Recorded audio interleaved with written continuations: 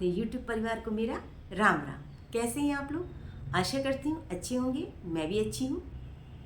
आज मैं भक्त और भगवान की एक नई कहानी लेके आई हूँ, तो चलिए सुनाती हूँ। सुनिए। राजस्थान के एक गांव में एक धन्ना नाम का गरीब किसान रहता था। उसका भगवान के प्रति अटूट प्रेम और विश्वास था। एक दिन उसके गांव में एक संत आए। उसने संत की बहुत सेवा की। संत ने प्रसन्न होकर ठाकुर जी की एक मूर्ति दी। कहा, अब तुम ठाकुर जी की सेवा करना तो तुमको बहुत कुछ प्राप्त होगा, मतलब कि तुम्हारी सारी मनोकामनाएं पूर्ण होंगी।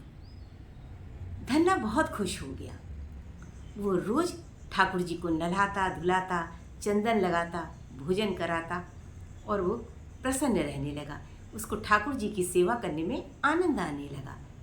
धन्ना बहुत दिल से ठाकुर जी की सेवा किया करता था। जब वो खेत को जाने लगा तो उसने ठाकुर जी के लिए रोटी बनाई और ठाकुर जी से बोला, मैं खेत में काम करने के लिए जा रहा हूँ, जब मैं आऊँगा तो ये रोटी आप तब तक खा लीजिएगा। अगर आपने रोटी नहीं खाई तो आज मैं भी खाना नहीं खाऊंगा। इतना कह के धन्ना चला गया। शाम को जब वो वापस आया तो उसने देखा उसमें रोटी नहीं थी। ठाकुर जी ने रोटी खा ली थी। धन्ना के जाने के बाद ठाकुर जी ने उसके निश्चल प्रेम को देखा। वो प्रकट हुए और उन्होंने बहुत प्रेम से धन्ना के हाथ की बनाई हुई रोटी खा ली। धन्ना ने देखा कि ठाकुर जी ने आज रोटी खा ली। वो बहुत खुश हो गया। उसका मन खुशी के मारे झूमने लगा। उसने कहा, आज तो ठाकुर जी ने अकेले रोटी खा ली, अब कल को ठाकुर जी मेरे साथ खाएंगे, तब मुझे पता चलेगा कि ठाकुर जी ने ही रोटी खाई है या किसी और ने खाई। ऐसा सोच के उसने अगले दिन धन्ना ने 2 रोटी बनाई। आज उसने सोचा कि मैं और ठाकुर जी साथ साथ खाएंगे, तभी मुझे पता चलेगा कि ठाकुर जी ने ही रोटी खाई। उसने 2 रोटी बना के थाली में लेके आया और ठाकुर जी के आगे बैठ गया। बोला, आपने कल रोटी खाई, अकेले खा ली थी, आज आपको मेरे साथ खाना होगा। ठाकुर जी उसके निश्चल प्रेम को देख के बहुत ही प्रसन्न हो गए। उसने इतने सरल हृदय से प्रभु को पुकारा था, उसमें कोई भी कपट नहीं था। ठाकुर जी प्रकट हो गए और उन्होंने आराम से बैठ के धन्ना के साथ रोटी खाई। धन्ना की प्रसन्नता का ठिकाना न था कि आज प्रभु ने मेरे साथ बैठ के रोटी खा ली।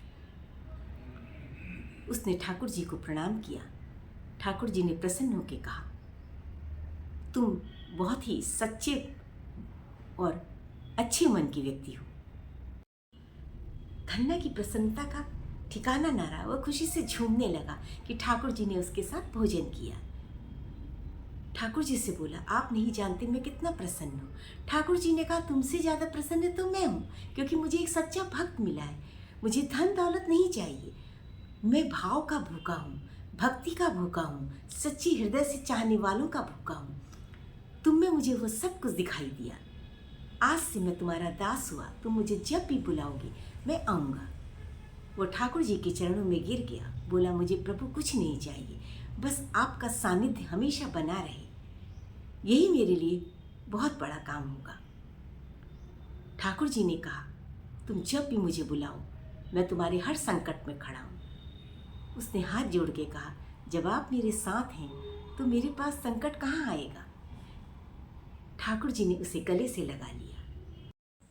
ठाकुर जी धन्ना को आशीर्वाद देके चले गए।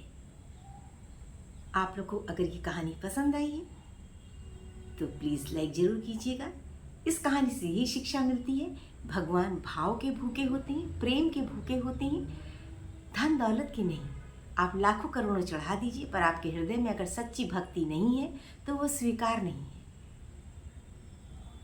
आज यहीं तक। राम राम। फिर मिलेंगे एक नई कहानी के साथ।